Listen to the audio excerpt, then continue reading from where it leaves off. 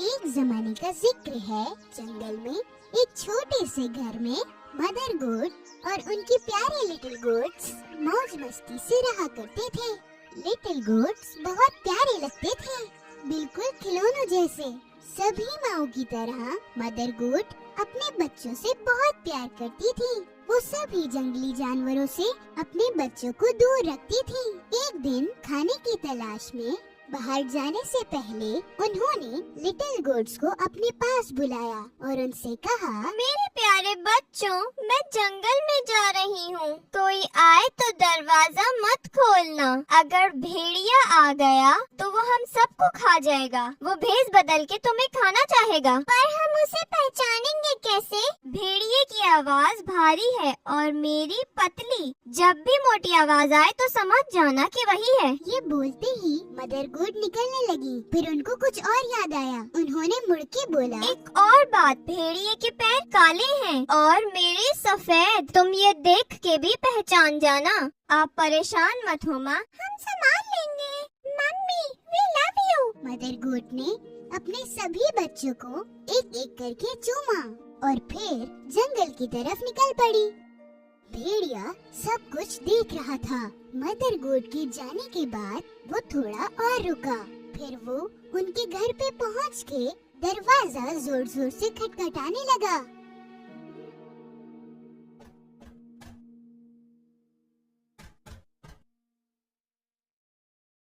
कौन है? मेरे प्यारे बच्चों, दरवाजा खोलो। देखो, तुम्हारे लिए मम्मी खाना लेके आई है। पर लिटिल गोट्स ने उस भेड़िए की आवाज फौरन से पहचान ली और उन्होंने चिल्लाकर बोला, तुम हमारी मम्मी नहीं हो। उनकी आवाज बहुत प्यारी और मीठी है। तुम हमें बेवकूफ नहीं बना सकते भेड़िए। भेड़िए को बड़ा गुस्सा आया क्योंकि वो लिटिल गोट्स को खा नहीं पाया, तो उसने एक चॉक का पीस खा लिया। अब उसकी आवाज थोड़ी मीठी हो गई थी। वो वापस उनके घर गया और दरवाजे को खटखटाने लगा। अब की बार भेड़िए ने अपनी मीठी आवाज में बात की, मेरे प्यारे बच्चों, दरवाजा खोलो। मैं तुम्हारी मम्मी हूँ। मैं तुम्हारे लिए खाना लेकर आई हूँ। इस बार ये मीठी आवाज सुन के लिटिल गोट्स को लगा कि ये आवाज उनकी मम्मी की ही है। वो दरवाजा खोलने ही वाले थे, इतने में एक गोट चिल्लाई, पहले दरवाजे के नीचे से पैर देखते हैं। जब उन्होंने देखा तो भेड़िए के काले पैर दिखे। सभी चिल्लाए, हम दरवाजा नहीं खोलेंगे। मम्मी के पैर सफेद हैं। तुम्हारे पैर काले हैं। तुम भेड़िए हो। अपने गुस्से को काबू में रख के भेड़िया वहाँ से चला गया और अब वो बेकरी आ गया। बेकर भेड़िए को देखकर थोड़ा सा हैरान हुआ। मैं भी इंसानों की तरह हो गया हूँ। अब से पेस्ट्री खाऊंगा। थोड़ा सा आटा मिलेगा क्या? भेड़िया बेकरी से आटा लेकर निकल गया। घर के पास उसने आटा अपने पैरों पर लगा दिया और उसके पैर सफेद हो गए।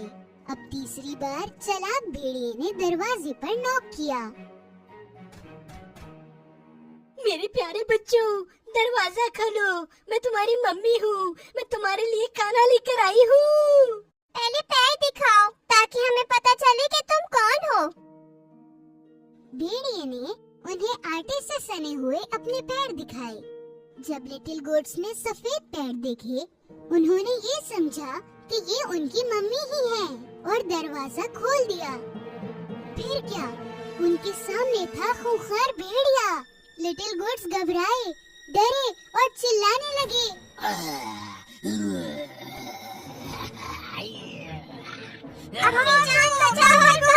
बचाओ! एक बच्चा टेबल के नीचे छुपा, दूसरा बिस्तर में और तीसरा चिमनी के अंदर गया। चौथा किचन में जा छुपा, पांचवा अलमारी में जा बैठा और छठा पर्दे के पीछे और सातवां घड़ी के अंदर। पर भेड़िया चालाक था और सबको एक एक करके पकड़ लिया। रुको, इधर आओ। तुम लोगों को छोड़ूंगा नहीं मैं। रुको। सिर्फ घड़ी में छुपने वाले को वो पकड़ नहीं पाया। उसका पेट भर चुका था, इसलिए वो कुछ सोचे बगैर वहाँ से निकल गया। वहाँ एक बहुत बड़ा मैदान था जहाँ भेड़िया आराम से एक पेड़ के नीचे सो गया।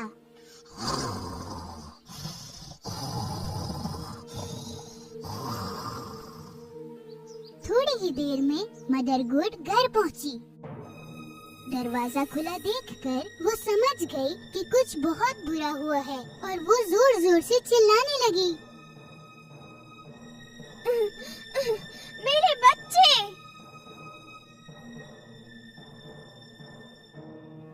घर में आते ही वो घबरा गई। सारा फर्नीचर गिरा हुआ था, पर्दे फटे हुए थे, बिस्तर बिगड़ा हुआ था, तकिया और चादर यहाँ वहाँ पड़े थे। मदर गोट अपने बच्चों को कहीं नहीं ढूंढ पाई। एक एक करके सबके नाम भी पुकारे, पर कोई नहीं मिला। फिर 7वें बच्चे का नाम पुकारा तो एक आवाज आई, मैं घड़ी के अंदर हूँ मम्मी। मदर गोट भागते हुए उस घड़ी तक पहुँची और वहाँ से अपने बच्चे को निकाल के गले लगाया। लिटिल गोट ने अपनी माँ को सारी कहानी बताई। भेड़िया आया था भेष बदल के, हमें लगा कि आप हो।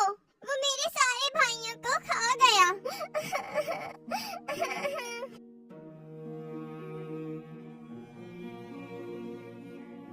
मदर गोट को बहुत बुरा लगा। वो बहुत रोई। अपने बच्चे को लेकर अपने सिर्फ एक बच्चे के साथ वो घर से बाहर निकली। तभी उनको भेड़िया सोया हुआ दिखा। वो इतने जोर से खर्राटे ले रहा था कि पेड़ के पत्ते भी हिल रहे थे। मदर गोट ने थोड़ी देर भेड़िए को देखा। उसने देखा कि उसके पेट के अंदर कुछ हिल रहा था। या अल्लाह, लगता है कि मेरे बच्चे उसके पेट के अंदर जिंदा हैं। उसने एक तरकीब सोची। घर से मेरे लिए एक सुई धागा और कैंची लेके आओ।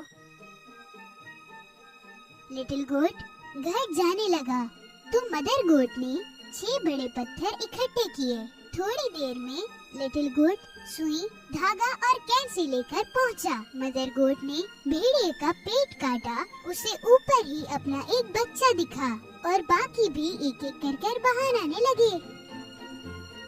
सभी सही सलामत थे। मदर गोट बेहद खुश थी। सभी बच्चों ने मदर गोट को हक किया। Mummy, mummy, mummy, mummy, mummy. सभी बच्चे बहुत खुश थे। मेरे बच्चों, तुम सब ठीक हो ना?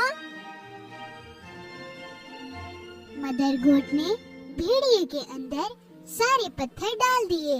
फिर उन्होंने उसके पेट को सुई धागे से सी दिया। भेड़िया इतनी गहरी नींद में सो रहा था कि उसे कुछ पता ही नहीं चला।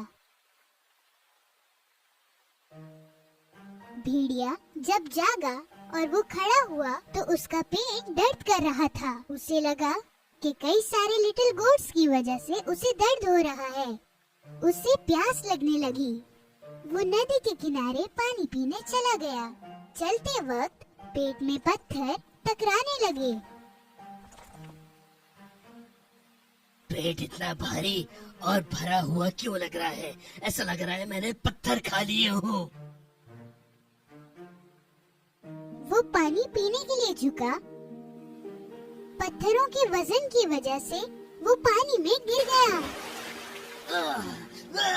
बचाओ, बचाओ, मैं डूब रहा हूँ। कोई बचाओ, अरे बचाओ, अरे बचाओ मुझे।